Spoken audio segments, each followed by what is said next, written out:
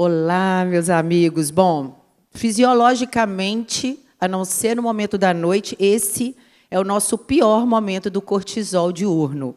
Então, eu tenho uma missão que é ferrenha, tirar vocês aí desse hipocortisolismo totalmente fisiológico, mas que nós vamos ter que sair dele, porque eu preparei isso aqui muito honradamente, convidada pela Central, e com muito carinho para discutir um pouco com vocês. Histórias que vocês, sinceramente, já conhecem. Como dessa paciente aí, que num sábado, exatamente num sábado na madrugada, iniciou com uma dor epigástrica e foi ao pronto atendimento. Eletrocardiograma mostrava um supradesnivelamento do segmento ST. Quem não é cardiologista lembra disso da faculdade, um clássico infarto agudo do miocárdio, que hoje em dia é conhecido como síndrome coronariana aguda, ST-supra. Cateterismo, sala de emergência e de hemodinâmica, coronária direita obstruída, foi submetida à angioplastia. Mas isso não é sobre um cateterismo. Isso é sobre a dona Linete, uma mulher de 60 anos, igual a muitas pacientes de vocês. Hipertensa, usava glifagem, não sabia nem falar se era diabética, portadora de esteatose hepática já a grau moderado, atravessando anos uma depressão. Além disso, ela foi e ela tinha um diagnóstico aí de uma artralgia a esclarecer. Vai para a sala de hemodinâmica com 8 horas do início da dor. Vai ser submetida, mas o ecocardiograma já mostra uma necrose na parede inferior. Mas e aí? A dona Linete, ela poderia ser sua mãe, ela poderia ser você, ela poderia ser algum dos seus pacientes, alguém da sua família. Eu já perdi minha avó para um infarto AVC, minha verdadeira mãe que me criou. Dona Linete é muito comum, se a gente replicar a estatística da doença cardiovascular. Eu sinto muito, meus queridos, 30% dos pacientes de você vão morrer de um evento cardiovascular agudo. E aí? O que eu trago para vocês nessa aula é exatamente essa questão. Será que poderíamos voltar o tempo para a dona Linete? A gente ama, eu amo ver filmes sobre e se eu tivesse feito diferente? E se pudéssemos voltar? Bom, é isso que eu quero que a gente discuta. Será que se nós voltássemos, como iríamos construir uma história diferente para a dona Linete?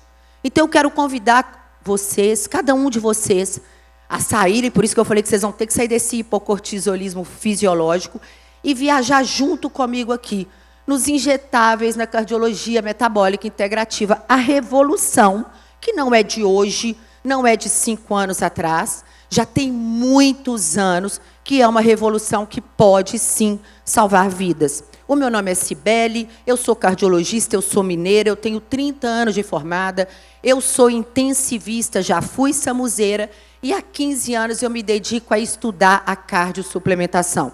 Apresento meu filho caçula, não tenho netos ainda, mas terei, e esse filho caçula foi o quê? Um compilado de longos anos e décadas de estudo sobre exatamente aonde é que nós não estamos salvando as donas Linetes.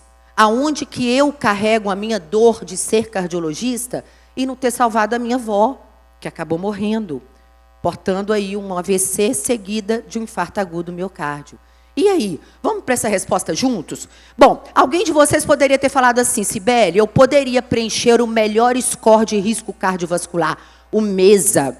E aí eu saberia se dona Linete iria infartar. Pois é, eu preenchi também. E dona Linete é exatamente essa no score. Tem 60 anos, ela não tinha nenhuma diabetes diagnosticada, a pressão estava controlada com medicação, 12 de sistólica, um colesterol de 150 com HDL de 47. Sabe quanto que ela ganha? 2,5 apenas de risco de um evento nos próximos 10 anos. Risco muito baixo. Então, não, doutor, doutora, a resposta não é por aí. Mas alguém poderia falar, Cibele, eu iria levar a dona Linete para um cateterismo preventivo e iria indicar uma angioplastia. Quem já me viu, quem é aluno meu, já me viu aí em cursos, mentorias, já viu isso aqui. A gente sabe que a angioplastia não evita o próximo infarto. E o porquê é isso aqui. quase 70% dos infartos vão ser rupturas de placas pequenas, que não vão ser tratadas na angioplastia. Então, não salvaríamos Dona Linete dessa forma. Então, gente, na verdade, para salvar a Dona Linete agora, a gente teria que voltar 15 anos. E vamos conhecer, então, por que voltaríamos? Porque a lesão aterosclerótica ela é dessa forma. Na primeira década, a gente não tem sintoma.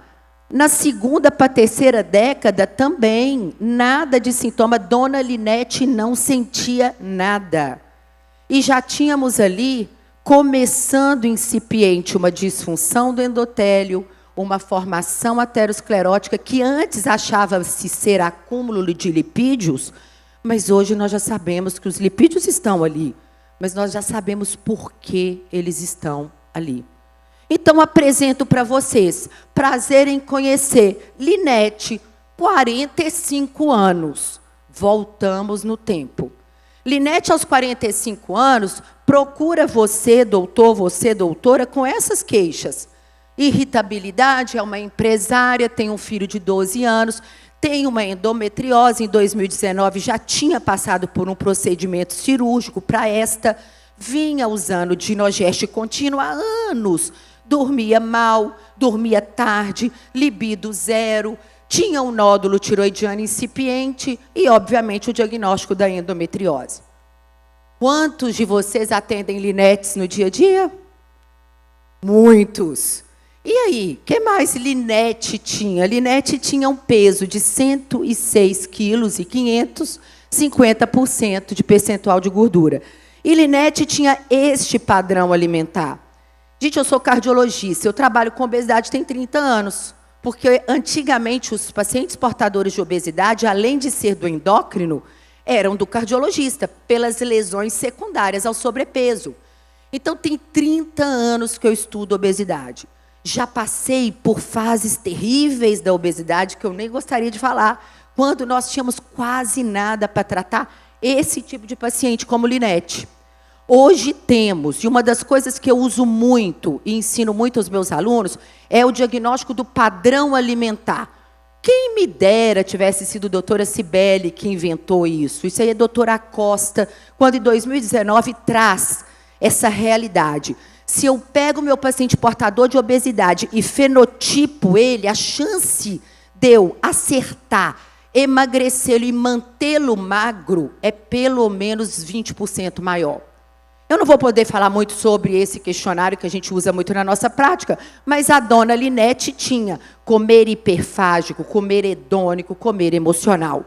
Comer hedônico, leia-se, deficiência de dopamina. Eu preciso da comida para ter prazer. Isso muda o meu raciocínio ao tratar o meu paciente. Eu não consigo ensinar os meus alunos a tratar a obesidade se eu não fizer isso aqui. E está lá, então. Dona Linete, que na verdade agora é Linete, tinha esses exames. Uma gama GT de 67, glicemia de 100, insulina de 9, PCR de 9,1, vitamina D de 21, cortisol e DEA baixos, já numa disfunção do eixo hipotálamo, hipófise adrenal. Também, né, gente? Comum numa mulher dessa idade. 2 filhos, empresária, sobrepeso, estressada, dorme mal. Além disso, ainda tínhamos ali uma temperatura bucal ao acordar baixíssima, mesmo com TSH normal. Hoje sabemos que isso aqui não tem valor porque temos uma mulher portando inflamação. Então, sim, a gente tem que avaliar outros tipos de sinais. E tinha uma homocisteína de 14. Bom, nós vamos ter que começar juntos, porque eu não convidei vocês a mudar a vida da Linete. Então, vamos montar esse quebra-cabeça, porque ele começa aqui. A peça fundamental na aterosclerose, definitivamente, é a inflamação, que, ao mesmo tempo, vai se juntando ao estresse oxidativo, algo que conhecemos hoje como oxi-inflammaging. Por que DIN? Porque também acontece no processo de envelhecimento, é inevitável. Juntamos a isso um déficit mitocondrial. Vocês já ouviram a palavra mitocôndria aqui umas 1000 vezes. E eu acredito que até o evento acabar, vocês vão ouvir mais 2000 vezes. Além disso, as alterações e desregulações metabólicas que a Linete tinha e que nós vamos tentar escarafunchar. Mas que esse hipocortisolismo de vocês atrapalhem, às vezes, um pouco de guardar tudo isso que eu vou trazer. Se vocês levarem isso para casa, eu vou para a minha, lá em Minas, muito realizada. Nós, enquanto médicos integrativos que somos, deveríamos, de qualquer forma, ter como meta principal o endotélio. E vocês já ouviram isso aqui hoje. Endotelite na neuroinflamação. Endotelite na endometriose. Endotelite na dona Linete, que infartou. Então, parem de pensar que vocês não têm que entender desse órgão. Covid só se deu bem quem sabia tratar endotelite. Se deu bem no quesito. Eu ajudei a salvar vidas, porque eu acredito muito nisso. E vou morrer acreditando. Porque eu já falei para vocês, eu era samuzeira. Ninguém vai conseguir tirar isso de mim. E aí, sim, nós temos que ter estratégias. Eu tenho que dar um diagnóstico, mas eu tenho que seguir por rumos para eu não me perder em linetes da vida. O que eu tenho visto em vocês, dando aulas aí pelo Brasil inteiro, é que vocês se perdem com tantos conhecimentos amealhados em tantos cursos e pós-graduações, e na hora de colocar na prática, a gente não sabe. Precisa-se mesmo de ter um norte. E quem vai dar esse norte? Os trabalhos vão mostrar? Claro que não. Norte se vem com alguém que tem ciência, experiência e resultado. E eu desenvolvi os meus ao longo dos meus anos, baseado em tudo que eu estudo. Então, claro, vocês já sabem também muito disso. Desintoxicar e desinflamar. Não tem como falar daquele quebra-cabeça sem isso. Sem regular metabolicamente. Tem sobrepeso, tem que ser combatido. A gente viveu uma era da medicina que diabetes era só controlar a hemoglobina glicada. Hoje não mais. Não adianta mais isso. Eu tenho que fazer o paciente perder peso. E aí nós seguimos. A gente tem que otimizar marcadores, tem que criar alguns focos. Nós vamos passar para consolidar o estilo de vida. Aí eu vou falar em longevidade. Aí eu vou falar com você assim, nós estamos hoje fazendo estratégias para que você definitivamente viva em health span. Não é life span, não é expectativa de vida aumentar. É você viver mais com saúde. E aí nós vamos respeitando esse algoritmo, vamos respeitando para a Linete. Porque quando eu faço isso com a Linete, esqueçam que essa aula é só de injetáveis para proteger endotélio. Toda hora que eu mudo o estilo de vida e faço esse controle de inflamação, estresse oxidativo, eu estou fazendo com que a Linete não tenha câncer, diabetes, doença cardiovascular, o que ela já tinha, que era uma doença autoimune, e por aí vai. Então, sim, quando eu convido vocês a montar esse quebra-cabeça e começar pela inflamação, é exatamente que a gente sai daquele conhecimento que tínhamos, que a inflamação aguda é aquela que realmente é vital. Se eu não inflamo, eu não sobrevivo, ela nos permite viver. Mas a inflamação crônica nos mata lentamente. E aí, sim, desinflamar. Destoxificar, iniciar com esse controle do quebra-cabeça. Como é que diagnostica isso na prática clínica? Pode ser um método simples, né, gente? Meus meninos, quando eram pequenininhos, falavam fita métrica. Mas a fita métrica está aqui. E é importantíssimo porque temos ali valores e hoje sabemos que um aumento de 1 centímetro na cintura está relacionado a 1%, pelo menos até 2% em alguns tipos de pacientes de risco cardiovascular. E sim, quando eu tenho obesidade abdominal, eu tenho marcadores inflamatórios elevados. Sibeli, eu trabalho lá no interior do norte do país. Eu não tenho todos esses marcadores que você ensina na sua mentoria. Você tem fita métrica? Você vai diagnosticar a inflamação. Pronto, você vai diagnosticar resistência insulínica. Mas e aí? E a Linete? Ela tinha 98 centímetros. Eu já tinha o PCR dela, vocês lembram? De 9? E uma insulina de 9? Definitivamente, vocês fecharam o diagnóstico da Linete. Mas a Linete tinha mais, a Linete foi além. A Linete tem marcadores inflamatórios precoces, que eu pedi. Fator de necrose tumoral aumentado. Ela tinha uma interleucina 6 muito aumentada. E ela tinha um óxido nítrico já, revelando, nesta idade, 40 anos, uma disfunção endotelial. Eu pedi isso, gente, porque eu gosto de saber de onde eu estou indo e para onde eu vou. Mas eu tinha certeza que a Linete teria esses resultados. Porque ela já teria uma disfunção endotelial com tudo isso que eu vou mostrar para vocês. O que eu não sabia, e vocês também não, é que ela tinha uma fosfolipase A2 aumentada para tudo. Que agora é a hora de a gente falar de fosfolipase A2. Eu não tenho como falar essa aula sem falar disso. Quem já tinha ouvido falar de fosfolipase A2? Que bom. Amo quando eu trago uma coisa que tem uma plateia que não sabia. Já valeu minha vinda aqui, gente. Bom, fosfolipase A2 é uma enzima que está ligada à molécula de LDL em 70%. E ela está no HDL também, mas só 20%. Essa enzima, ela hidroxila fosfolípides e libera ácidos graxos livres inflamatórios na corrente sanguínea. Anota o que eu falei. É uma das maiores preditoras de ruptura de placa. Então, eu vou falar com vocês. A Linete, com 40 anos, tem uma fosfolipase aumentada. Ela tem risco de ruptura de placa. Mas como é que eu iniciei essa terapêutica, Cibele? Bom, pensando no processo inflamatório, com dúvida ou sem dúvida, vocês já sabem. Sempre no intestino. Sempre removendo. E eu não vou falar sobre isso, porque hoje vocês já ouviram disso também. Agora, como que seria um segmento mais ou menos prático, para ser breve? Porque isso aqui é conversa para 2 dias. Mas nós vamos escolher 2 marcadores inflamatórios. Você não tem como focar em 10 e querer ter 10 resolvidos em 3 meses. É isso que eu falo com meus alunos. Se constrói uma placa aterosclerótica com 3 décadas. Parem de querer resolver essa medicina com urgência. Urgência é UTI, é SAMU, é pronto atendimento. Isso aqui tem que ser estratégico. Eu poderia pedir para medir PCR e insulina, mas ela trouxe fosfolipase A2, o maior preditor inflamatório de risco de ruptura de placa.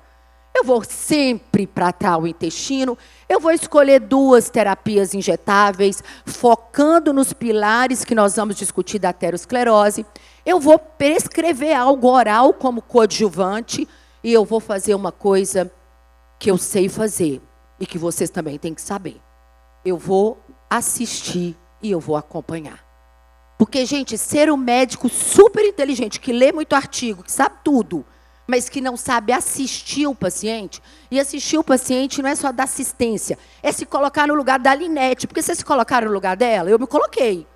Mãe de 2 filhas, empresária, estressada, acima do peso, com libido 0, eu me coloco no lugar dela e eu quero a Linete diferente.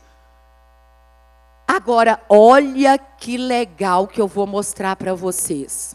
Falei da fosfolipase, falei do risco de ruptura de placa, falei que ninguém mede e todo mundo deveria ter a oportunidade de medir. É um exame que vocês pedem no exame de sangue. É mais caro, sim, mas no paciente de risco, não é para todo mundo, deveria ser solicitado.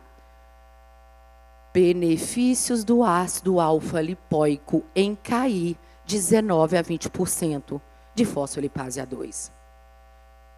Isso choca, porque vocês já viram muito de lipóico hoje.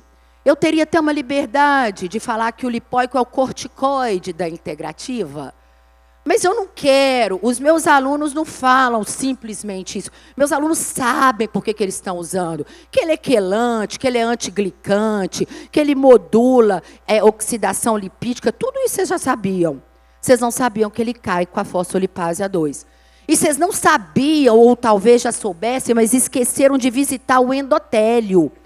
E olha que lindo o que ele faz. O lipóico ele vai estimular via da quinase, liberando esse fator de transcrição NRF2. Guardem, é um fator de transcrição para enzima antioxidante. Catalase, superóxido dismutase, glutationa peroxidase. São produzidas e otimizadas por causa disso. Então fica todo mundo querendo fazer um monte de coisa, quando as sinalizações, se forem compreendidas, elas já nos ajudam. Ele bloqueia a via IKK-beta, liberando ou atrapalhando a ação de NF-kappa-beta, reduzindo lá, ó, moléculas de adesão. Essas moléculas vão ali para o vaso, a superfície do endotélio e pede quem? Pede mais monócito, pede trombo. E ele ainda ajuda a produzir mais óxido nítrico. E vou te falar, bloqueia peróxido de nitrito, um potente antioxidante. Ácido alfa-lipóico, não é novidade. O que eu contei para vocês não foi a novidade do lipóico, é por que eu vou pensar nele. Aonde está a beleza do raciocínio? Porque se eu penso assim, sabe o que eu tenho em 100% das vezes? Eu tenho resultados. 300 a 600 miligramas dia, diluir sempre, ir sozinho, uma infusão lenta, tem que ter equipe fotossensível, pelo efeito hipoglicemiante, tonteira, cefaleia, e geralmente você comece com 300. Hoje eu uso 300 quando o paciente vai fazer a primeira vez. A partir daí eu só uso 600. No primeiro eu começo com 300. Mas vou contar uma coisinha para vocês. Se o slide passar. Mas se não passar, eu conto também, tá, gente? O slide é só para ficar bonitinho. Passou, mas eu passei demais. Vamos voltar. Não façam em alérgicos a camarão. É uma contraindicação formal. Ah, Sibeli, eu já fiz, não deu nada. Que bom, porque Deus existe. E se tem uma coisa que vocês não querem, é uma experiência de quase morte na clínica de vocês. Então, perguntem e façam checklist, de forma que vocês perguntem, a enfermeira pergunte, porque a reação alérgica pode acontecer. E não, isso aqui é o estudo Aladdin, que faz uma pesquisa do lipóico em neuropatia periférica, e ele conclui, não há dados clínicos que sustentem a eficácia de 100 miligramas, principalmente intramuscular ou venosa. Então, também, se vocês quiserem usar 100 miligramas inicial, tudo bem, tá? Estão à vontade. Mas não tem respaldo para manter isso no paciente, não. Porque eu tenho visto aí ampolas de 100 miligramas semanais e nós não estamos conseguindo nada com isso. Estresse oxidativo, disfunção endotelial. Vocês já viram, ela dosou óxido nítrico, você já sabe que isso está com a Linete. Isso também tem algoritmo, gente. Eu também tenho que fazer uma avaliação. Eu vou escolher 2 marcadores para onde eu vou. Vocês podem me citar inúmeros marcadores de estresse oxidativo. Eu foco em gama-GT, ácido úrico, e se puder, vou medir LDL oxidada. Mas vamos falar de vários, durante muitos tempos que fomos encontrar aí nas estradas da vida. Da mesma forma, eu trato o intestino, eu escolho 2 injetáveis, eu faço de novo uma terapia oral focada no estresse oxidativo e eu vou acompanhar, eu vou assistir essa minha paciente. Por que você foca no gama-GT, Sibeli? Por que gama-GT é mesmo um marcador de estresse oxidativo? Vamos falar sobre isso? Vamos, claro. Podemos sair daqui sem falar isso, não. Porque o melhor antioxidante endógeno, quem saberia me responder? Fala alto, gente, estamos entre amigos. Aqui é um ambiente seguro. Glutationa, meninos. Saiam desse hipocortisolismo, glutationa, sem medo de falar. Melhor antioxidante. E gama-glutariltransferase está na membrana celular, fazendo a quebra da glutationa sérica em glutamina, cisteína e principalmente glicina, e fazendo com que essas moléculas entrem para a célula e refaçam glutationa intracelular. Glutationa não penetra a membrana celular. Ok? Ok. Sibeli, mas se eu estou muito oxidada, agora eu entendi. Se eu estou muito oxidada, eu vou ter uma solicitação de necessidade de glutationa intracelular. A gama-GT, porque ela tem que quebrar, fatiar para colocar aminoácido para dentro. Ô, gente, medicina não é lindo? Quando a gente esquece, porque a gente aprendeu isso aqui. Só que a gente estava jogando truco na faculdade na época, nessa aula. Uns estavam namorando, outros jogando truco, mas a gente aprendeu. Só que a gente esquece. Aí depois alguém fala assim, mede gama-GT. Deve estar oxidado. E eu sei, deve estar mesmo. Não é assim. A beleza, vocês estão aqui, gente, hoje é uma sexta. Vocês vão estar aqui amanhã o dia inteiro. Vocês não estão aqui à toa. Vocês gostam do que vocês fazem. Isso aqui dá prazer. Então, isso aqui é lindo de se ver. Mas, olha lá. Relacionada à síndrome metabólica quando elevada, AVC, todas as causas de mortalidade, aterosclerose, câncer, insuficiência cardíaca. Então, quando eu estou falando de endotélio, de estresse oxidativo, de inflamação, não estou falando de cardiologia, eu sinto muito. Cardiologia, inclusive, é uma das coisas que eu quase não faço hoje, mais na minha prática. E está aí, né? A glutationa e os seus benefícios, que eu nem preciso de repetir. Restaura a função, tem ação no endotélio, é o mais potente antioxidante. E a gente já sabe, ampolas de 100 e de 600 miligramas. 1 grama é raro de encontrar, central nem tem. É o uso exclusivo endovenoso e na de 1 grama pode exacerbar asma. Cuidado com reações alérgicas locais. É uma molécula, sim, agressiva, às vezes, de metabolização. Não é igual na de H, mas é uma molécula agressiva. Está em dúvida, prescreva inicialmente a dose de 100 miligramas, sozinha. Veja como o paciente se comporta. Cápsula, absorção é menos de 1%. Parem de dar glutationa oral. Não funciona. Agora, eu preciso muito de chamar a atenção de vocês para uma coisa. Isso aqui é foto de uma reação alérgica com glutationa. Começou a ter isso no local, para o soro imediatamente. O paciente, assim, acaba indo para edema de glote. Então, isso aí é inicial. Daí, 3 minutos, já acabou. Perdemos. Já estamos passando estresse. Não precisa. É uma reação da glutationa que pode acontecer. Mas venham aqui comigo, porque eu estava conversando mais cedo com a Irma e trocando uma ideia que eu gosto muito. Gente, eu estou vendo um monte de gente prescrever muita glutationa e achar que ela é milagrosa. Vocês entenderam hoje que ela vai ficar no sangue? E ela é legal no sangue? É sim, aumenta a sulfidrila, tem alguma capacidade antioxidante, vai atuar um pouquinho neutralizando espécies reativas. Ela penetra na célula? Ah, eu vi um morocochô, mas não penetra, não. Essa glutationa, para entrar lá na célula e ter a melhor ação dela, que é protegendo estresse oxidativo mitocondrial, e o DNA mitocondrial, que uma vez lesado é irrecuperável, ela não faz. E o que vocês estão fazendo todo dia? Glutationa, glutationa. Então, sim, a partir de agora, lembrem de mim. E lembrem que nós temos que dar precursores para ressintetizar. Eu estou falando, doutor, que você pode e deve dar glutationa. Eu dou e muito esse tipo de prescrição no meu paciente. Mas eu dou precursor. Glicina e glutamina são aminoácidos extremamente biodisponíveis. É muito difícil um paciente que não tem glicina e glutamina. A não ser que seja um idoso, vocês precisam mesmo de repor. Quem é o aminoácido precursor que eu estou falando aqui? Cisteína. Está vendo? Vocês podem aqui vir, todo mundo está sabendo tudo que eu estou perguntando. Aí, ó, prazer em conhecer. N-acetilcisteína, ao entrar na célula, é desacetilada. E vai virar glutationa. Já sabemos desse passo dela. Agora, muito mais do que isso. Ela vai impedir a oxidação de LDL. Ela vai atuar direto. Gente, isso aqui, ó, é a célula endotelial, tá? E a N-acetilcisteína, por vias diversas, até mesmo atuando no maior sinalizador inflamatório, que é NF-kappa-beta, fator de transcrição, está lá ela atuando. Então, sim, N-acetilcisteína vai fazer tudo isso. Reduz espécies reativas, produção de citocinas, homocisteína, aumenta a glutationa. É onde nós começamos essa conversa. Além disso, vai fazer uma minimização do processo inflamatório do macrófago. Nesse trabalho, a N-acetilcisteína atuou na aterosclerose e conclui-se exatamente isso. Reduz oxidação, inflamação e uma série de coisas. Mas o que a cardiologia tradicional não sabe é que tem muito estudo com NAC venoso na sala de emergência e no pós-operatório de revascularização do miocárdio.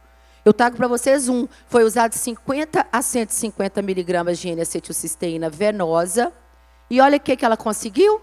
Reduziu lesão renal em pós-operatório de revascularização do miocárdio. Diminuiu creatina, reduziu estresse oxidativo, reduziu fibrilação atrial. Não mudou mortalidade porque teve um N pequeno e um follow pequeno. Eu queria poder, com isso tudo que eu estudo, e vocês idem, se algum dia eu, meu marido, meu pai, minha mãe, minha avó, estivesse pós-angioplastia, pós-cirurgia de revascularização, fazer N-acetilcisteína endovenosa. E eu tenho respaldo para fundamental. Esse não é o único artigo. Eu trouxe um porque me deram só 40 minutos. E já estamos com 12 para o final. N-acetilcisteína, 300 miligramas, ampulha de 2 ml. Cautela em pacientes com asma ou histórico de broncoespasmo. Vocês veem que geralmente eu programo 6 a 8 aplicações. E eu vou falar com vocês como que eu misturo isso tudo. Mas eu tenho que falar de disfunção mitocondrial. Porque o coração consome 35 vezes mais energia. Se falaram de mitocôndria aqui hoje, mas quando se fala de mitocôndria, se fala de miócito. E vocês já sabem que mais de 40% do miócito é mitocôndria. E ele gera, ela ajuda, ela é gerador de ATP. Mas não para por aí. Já tem trabalhos que mostram, em definitivo, que a disfunção dinâmica mitocondrial é o principal fator desencadeador de inflamação. Está tudo relacionado. E olha o segmento aí de novo. Se eu vou olhar marcador de disfunção mitocondrial, eu vou escolher o exame que me mostra. Temos? Não temos, né? Como eu vejo disfunção mitocondrial? Cansaço, fadiga, aquela mulher que fala, Sibeli, eu vou para a academia, eu não consigo muito fazer nada, mas principalmente ecodoppler. Vai aparecer lá no ecodoppler cardiograma, relaxamento diastólico anormal. Não tem um exame único, mas vamos estimular estilo de vida, eu vou para a mitocôndria focar em 2 injetáveis, vou prescrever uma opção oral, vou assistir e acompanhar meu paciente, e sim, não se regenera, não se recupera, não se faz biogênese mitocondrial sem atividade física e sem restrição calórica ou jejum intermitente, porque é difícil convidar o paciente para se manter em restrição calórica. E eu deixo aí para os senhores inúmeras estratégias para ajudar a mitocôndria. Mas nós vamos ter que falar algumas, né? Eu vou ter que escolher algumas. Aí eu escolhi a ordem dos 5. Eu gosto de filme medieval. Eu gosto de quase tudo nessa vida, tá, gente? Mas eu já escolhi coenzima Q10 como Sir coenzima Q10. Não estou contando novidade, mas ela faz isso tudo. Tem potente ação antioxidante e é ela que restaura. Vitamina C e E. Na cadeia de restaurar antioxidante, a C e E oxidam e precisam dessa mocinha aí. Essa mocinha não, Sir coenzima Q10. Reduz lipoproteína, azinho, melhora a função endotelial, pode aumentar a HDL, tem um efeito na glicação e na oxidação. Tá aí os trabalhos científicos, eu não estou inventando nada. E a dose, vocês já sabem. É uma solução oleosa, uso exclusivo intramuscular, jamais misturá-la com nada aquoso, 6 a 8 aplicações, quando for interessante suplementá-la. Mas eu quero ir além do óbvio. Falar de coenzima Q10 para mitocôndria, vocês já sabem. Eu quero mais. Eu quero falar do escudeiro fiel dela. Já conversamos sobre ele. Tem como, depois de conhecer as ações que ele tem na NRF2, o melhor fator de transcrição, falar que ele não é o escudeiro? Não tem. Esse posto dele ninguém tira. Lady glutationa. Não dá. Ela está aí porque não tem jeito. Esse posto tem que ser dela. Mas temos também dama N-acetilcisteína ao lado dela. Parem de pensar que Lady glutationa é exclusiva. Parem de prescrever glutationa a rodo.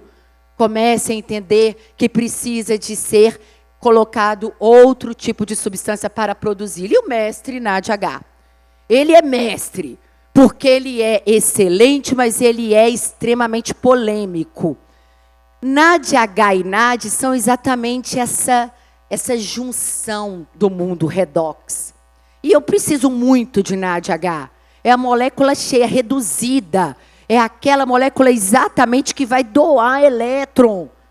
Que maravilha. Só que ele doa e acabou.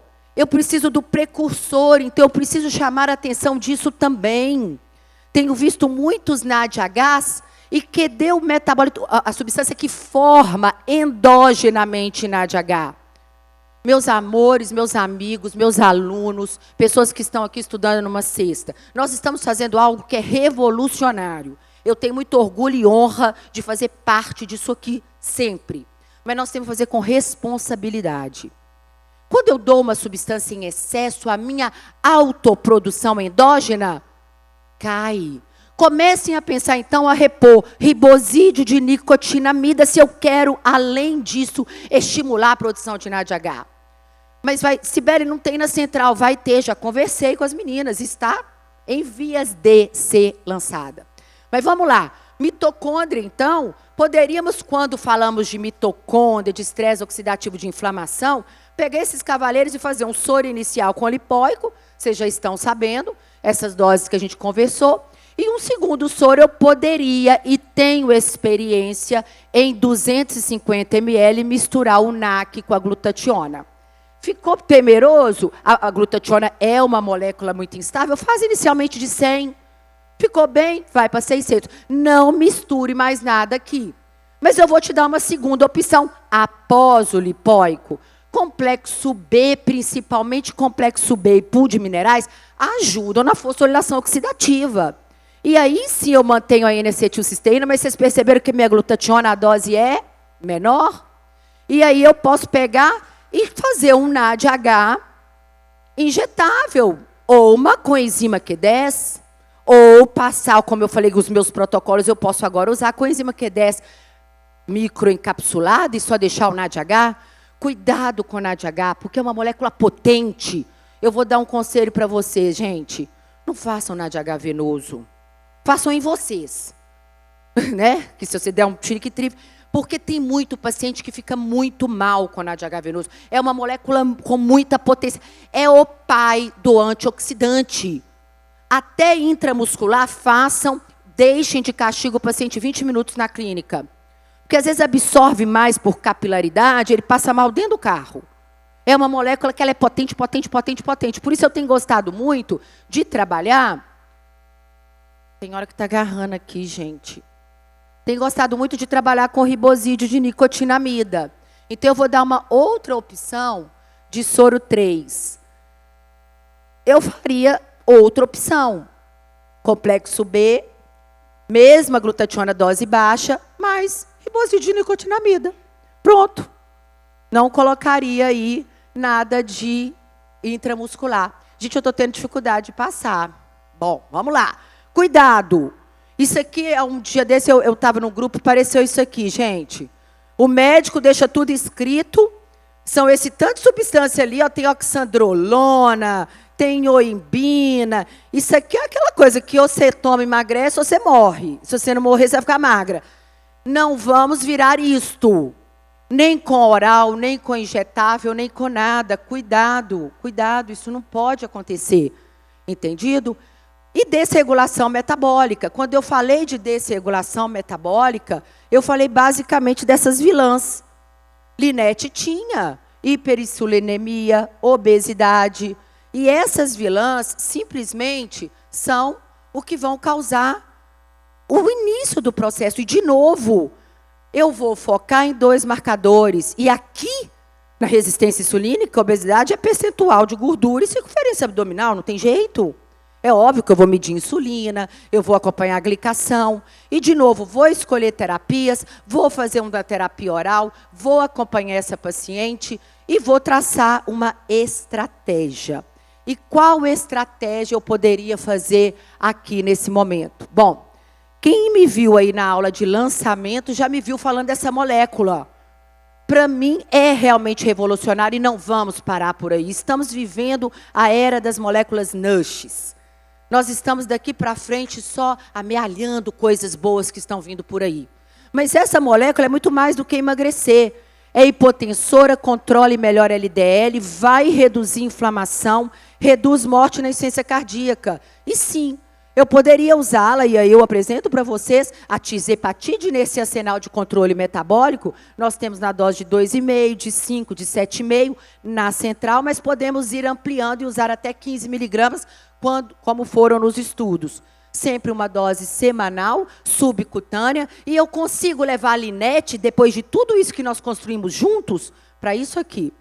Uma gama GT de 26, uma glicemia de 92, uma insulina que caiu, um controle da glicação, uma queda da PCR após 150 dias, uma melhoria da temperatura bucal ao acordar, uma melhoria do padrão alimentar. Olha como ela reduziu o padrão hedônico. E eu já vou falar para vocês que, além desses injetáveis, o que eu usei? Linete usou, além de tudo que construímos juntos até agora, 2 doses de tizepatida de 2,5, 8 de 5 miligramas. De dezembro a março, ela foi de 106 para 91, como vocês veem no gráfico. Não tinha condição mais de continuar. Não quis migrar para a semaglutida, que ela tinha tido uma péssima experiência. Ficou só com as minhas medicações orais e mantendo algumas das coisas que nós traçamos juntos dos injetáveis. E ela caiu para junho de 2025 para 76 quilos, 29 de percentual de gordura. E eu usei, obviamente, em coadjuvância.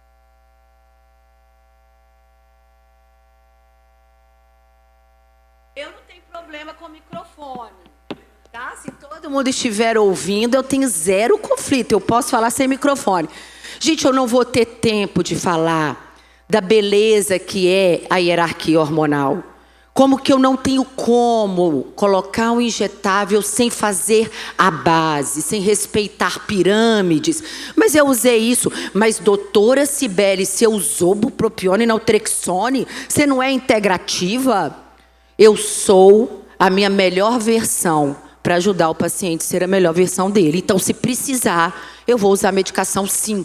Porque Linete tinha um padrão hedônico alimentar. Se eu não dou para ela uma medicação que melhora níveis de dopamina, eu não ia ter sucesso com tizepatide. Vocês já ouviram falar de gente que começa a tomar tizepatide e fica deprimido? Pois é, seria Linete. Então vamos lá, vamos continuar. Vocês entenderam alguns dos meus esquemas de como é que eu monto essa via de protocolo? Como é que isso não faz sentido se eu não chegar na remodelação hormonal? E aí sim, eu vou conseguir ter o quê? Eu vou conseguir chegar aonde a gente tem que chegar com a Linete. Agora, eu estou encerrando e gostaria de perguntar para vocês. E a dona Linete? Essa que infartou? Porque nós somos 15 anos atrás e consertamos a vida da Linete. E a dona? Não tenho mais 40 minutos, gostaria de ter. Vou ter várias vezes falando com vocês, tenho certeza disso. Seria o mesmo protocolo? Claro que não. E eu trouxe essa pergunta para vocês por causa disso. Provavelmente nela, que tem uma cinesia ventricular, eu usaria a solução Sinatra. L-carnitina, D-ribose, melhorando a fração de ejeção, estruturando melhor essa função mitocondrial. Defendida, preconizada inicialmente pelo Dr. Stephen Sinatra. Eu poderia aqui, como coadjuvante, colocar coenzima intramuscular. Está usando estatina, algum cardiologista maluco vai passar. E talvez nos primeiros 4 a 6 meses eu vou manter, porque tem motivo. Mas eu daria alguma coisa que seria diferente. Talvez eu não daria Tirza, publicado semana passada no Encontro Europeu de Cardiologia. A Novo Nordisk que dá um tapa na cara da Lilly e fala que, na verdade, a semaglutida tem mais efeito do que a Tirza em reduzir mortalidade cardiovascular. Entregaram uma redução de 57%. Cuidado, em pacientes portadores já de alteração cardiológica. Não é para todo mundo. Temos que ter muito cuidado, por isso que a gente tem que estudar junto. Gente, eu gostaria muito de falar desse mundo todo, que é o mundo que eu brinco. Não teremos tempo. Eu gostaria de falar com vocês, para vocês se levarem para casa estas questões. Aqui o mais importante é por quê, para quê e onde eu quero chegar. Fazer um monte de coisas todo mundo vai saber fazer. A babá dos meus meninos mora comigo há 25 anos. Ela vai saber. O lindo de ser um profissional que está aqui aprendendo é responder essas perguntas. Por que eu estou fazendo isso? Aonde eu quero chegar? E Nietzsche já falava, quem tem um porquê enfrenta qualquer como. Se eu sei o porquê, eu vou saber como eu vou fazer. Ah, mas eu vou saber sim. E o que eu trouxe para vocês hoje foi exatamente isso. O nosso porquê é proteger o invisível, é o endotélio, é a mitocôndria, é o coração. São os guardiões da vida. Apresento para vocês, que eu gosto da história dos guardiões, os meus guardiões. E vocês vão agora lembrados de vocês, aqueles que não estão nas cápsulas, não estão aí nos vidros de exames, estão em casa. É quem dá respaldo para a gente estar aqui, para a gente estar trabalhando, para a gente estar atendendo. E sim, vou deixar um convite para vocês entrarem no meu Instagram. Vou deixar um convite para vocês me encontrarem nas páginas do meu livro. Vou deixar um convite para vocês me encontrarem aonde eu gosto de estar, que é com aluno, é pegando junto, é sendo família, porque isso aqui se constrói um legado. E eu vou falar uma coisa, eu faço parte deles e de vocês também. Muito obrigada, Central. Muito obrigada a todo mundo. Beijo. Obrigada.